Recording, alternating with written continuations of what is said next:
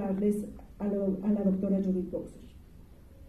Ella es profesora titular de tiempo completo de la Facultad de Ciencias Políticas y Sociales de la UNAM y es directora de la revista de Ciencias Políticas y Sociales.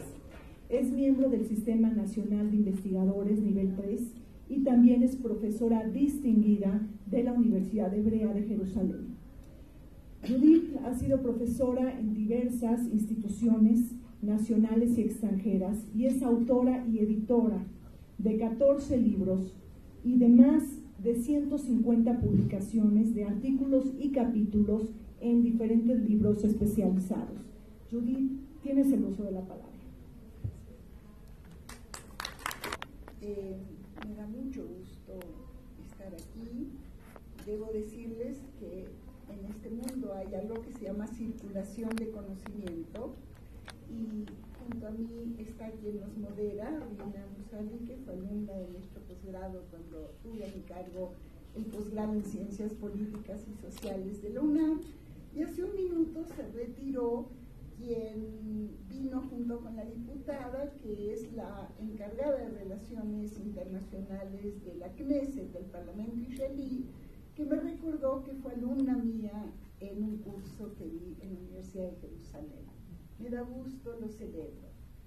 Yo quisiera aprovechar estos 20 minutos, consciente como soy que no soy sintética, para ajustarme y abrir la posibilidad de un diálogo, y voy a hacer el siguiente cruce. Tengo el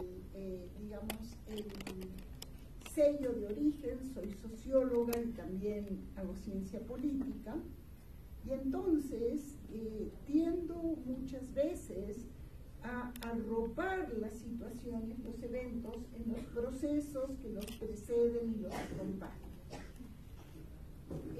Me gusta que esta mesa hable de pasado y presente, y entonces quiero utilizar este recurso. Pasado y presente es tradición y modernidad, para el caso de lo que hoy quiero plantear. Y fui alumna de un sociólogo que acuñó la expresión múltiples modernidades, a saber que hay más de un modo de construir el proyecto de la modernidad, y que las Américas fueron un desprendimiento de Europa, pero ellas mismas se convirtieron en una propia realidad cultural y política. Este sociólogo, Eisenstadt, tomó para acuñar el concepto de múltiples modernidades dos realidades. Una, la de Israel, una sociedad marcada por una historia ancestral y tradicional que construye un Estado y una sociedad moderna. Esto es una cultura que se redefine. Y paralelamente, América Latina fue para él un objetivo, un lugar, un espacio de inspiración. Modernidad y tradición en ambos espacios. Bien, lo que tendría en el caso que quisiera señalar es que los procesos que dan gestación al Estado de Israel y que quien me precedió los personalizó paradigmáticamente en la figura de Teodoro Herzl, tienen que ver con la respuesta a el impacto que tiene la modernidad sobre el pueblo judío. En otros términos, por un lado, la modernidad en Occidente le concede por primera vez en la historia igualdad jurídica y política y convierte a los judíos en ciudadanos de los países que habitaban. Me estoy ubicando precisamente en todo lo que va a el siglo XVIII y XIX. Simultáneamente, la mayoría del pueblo judío que habitaba en Europa Oriental y el Imperio zarista anhela llegar a esta situación de emancipación, de igualdad jurídica y política, pero ella se retrasa. En regímenes autoritarios, como es el Imperio zarista, no llega a esta situación. Y por tanto, lo que vamos a tener a lo largo del siglo XIX es precisamente un marco muy complejo que no quiero simplificar, por el cual, por un lado, la igualdad que se le da a los ciudadanos judíos tiene la expectativa que ellos renuncien a su identidad grupal, que se hagan ciudadanos de los países donde habiten, pero que dejen aquello que el Estado moderno considera es algo totalmente privado, que no debe estar. Mientras que por el otro lado, la emancipación que no arriba a donde la mayoría de la población judía habitaba, que es toda la zona del palio de residencia y el imperio zarista, anhela que llegue la igualdad que no llega. Entre uno y otro se da el encuentro precisamente de una efervescencia cultural, social y política que van a gestar la idea de, como dije yo, un aggiornamento, tomando, digamos, la expresión que en el Concilio Vaticano II se utiliza, esto es, actualizar, modernizar precisamente la cultura y la tradición judía. Y por el otro lado, vamos a tener una expresión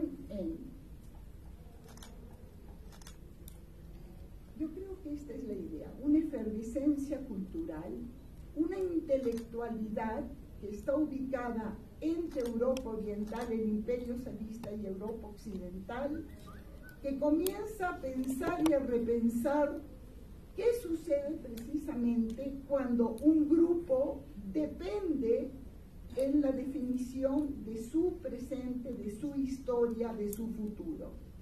Y aquí tenemos, y me detengo en señalar que la emergencia de una conciencia nacional, la posibilidad de pensar que el pueblo judío es pueblo y tiene una identidad nacional y puede aspirar también a constituirse como nación, es lo que se da precisamente en ese momento y en los términos que los diferentes países, culturas y pueblos lo tienen.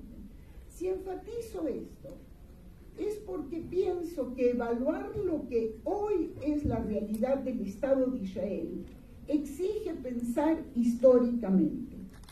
Cuando en las últimas semanas y a raíz de los aniversarios que Rina Musali señalaba, me toca a mí oír, como a muchos de ustedes, que el sionismo fue un proyecto colonialista, un proyecto expansionista, un proyecto de dominación, o lo que ha sido también de limpieza étnica, es lo que se ha planteado, me parece que es abusar de un pensamiento que no ve la historia. La historia planteó un proyecto de renacimiento cultural, social, político. ¿Y cuál es la idea del territorio, el regreso precisamente a la tierra de Israel? Es el relato, es la narrativa que funda, digamos, la cultura judía. Tribus que hacen un pacto con Dios y entre ellas, y que en el momento que hacen este pacto, que es teológico, hacen también un pacto sociológico, se convierten en pueblo, y el nexo está dado con el territorio. El concepto de diáspora en el siglo XIX, dentro de la idea de un pensamiento nacional judío, es ya no pensar en términos de un exilio solo como una voluntad divina, sino la posibilidad de que los propios hombres y mujeres puedan definir su situación. Esto me lleva a una historia que no podemos lamentablemente detenernos, porque quiero dar un brinco a América Latina y específicamente a México. Lo que quiero decir es que el proyecto de retorno, el proyecto de movimiento nacional, social, político, socialista, toda la idea de los kibbutzim, de la kibbutzá, el regreso del hombre a la naturaleza, todo esto precisamente me parece que es muy importante relacionarlo con lo que considero es el drama, digamos, que tienen pueblos, dramas históricos. Los judíos que llegan a Palestina llegan huyendo de un rechazo de las sociedades europeas. Y creo que uno de los dramas fundamentales es encontrarse con el rechazo de las poblaciones árabes. Y con el encuentro de estos dos grupos se da una dinámica muy difícil de nacionalismos por oposición. Esa historia la tenemos hasta la fecha de hoy. Ahora, lo que me interesaba ver es cómo este encuentro entre tradición y modernidad se da, es señalándoles que uno de los capítulos más interesantes es cuando los inmigrantes judíos que ya llegaron a México y que están establecidos aquí, comienzan a trabajar conjuntamente con sectores de la sociedad y del Estado para movilizar el apoyo de México a la partición de Palestina. Y hay un capítulo realmente interesante que hoy, cuando oía yo al diputado Camacho, parecía estar yo oyendo algunos textos que en los años 30 y 40 escribió Lombardo Toledano acerca del mestizaje y la similitud entre pueblos que en la historia han sufrido. Lo cierto es que es alguien como Isidro Fabela, que había representado a México en la Liga de las Naciones y que había condenado la invasión, la anexión de Alemania a Austria, quien en su casa del Risco, en San Ángel, bellísima calle, funda el Comité Mexicano Pro Palestina Hebrea. Es un capítulo muy interesante porque moviliza sectores intelectuales, políticos, religiosos de México, y este fue un capítulo que he investigado con detenimiento porque se ve la simpatía, el flujo de simpatía y la voluntad de dar una respuesta en dos términos. En términos de simpatía y empatía, y en términos de la urgencia que está amenazando la situación en Europa. La posibilidad de salvataje del pueblo judío era la emigración. Y las puertas de muchos de los países, como sabemos, estuvieron cerradas. La urgencia entonces de poder crear un espacio, un hogar nacional primero y luego un Estado judío, cada vez es más imperiosa, y la sociedad mexicana se adhiere de un modo muy, muy interesante. Los nombres de ustedes, rectores de la UNAM, alguien como Lázaro Cárdenas, paradójicamente alguien tan profundamente racista como el maestro Vasconcelos, todos ellos se van adhiriendo en una situación, en un momento histórico muy difícil para dar el apoyo. Analizar ese capítulo es analizar, creo yo, uno de los periodos más difíciles, donde, por otro lado, habiendo estudiado el movimiento sionista, puedo decirles que hasta último momento había, y cuando digo último momento es definitivamente la consolidación y expansión del nazismo, había la voluntad de, en primer lugar, llegar a un entendimiento con la población palestina árabe, y en segundo lugar, la creación de un Estado. Inclusive tenemos sectores fundamentales que hablan de acuerdos de un Estado binacional. Cuando la situación que se da en el contexto es de un rechazo, en la medida que uno de los dramas tal vez fundamentales que yo diría en el caso palestino es haber quedado preso de las rivalidades interétnicas e interestatales del mundo árabe y del mundo musulmán. El hecho de que lo veamos solo definido como un conflicto israelí-palestino me parece que es injusto, me parece que es ahistórico.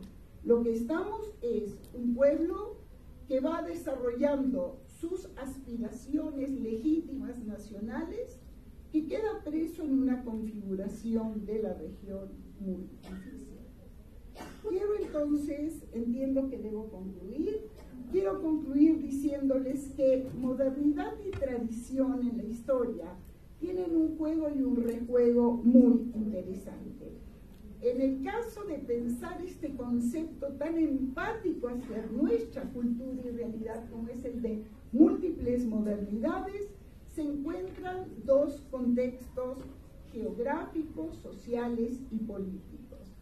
Solo puedo concluir diciendo que estaríamos realmente pensando que hubiese, aunque los tiempos no nos dan señales de optimismo, creo que un realismo extremo, es decir, que pueda haber de regreso una negociación entre las partes, porque la negociación, aunque no alcance el objetivo, excluye la violencia. Y este sería nuestro mensaje. Gracias.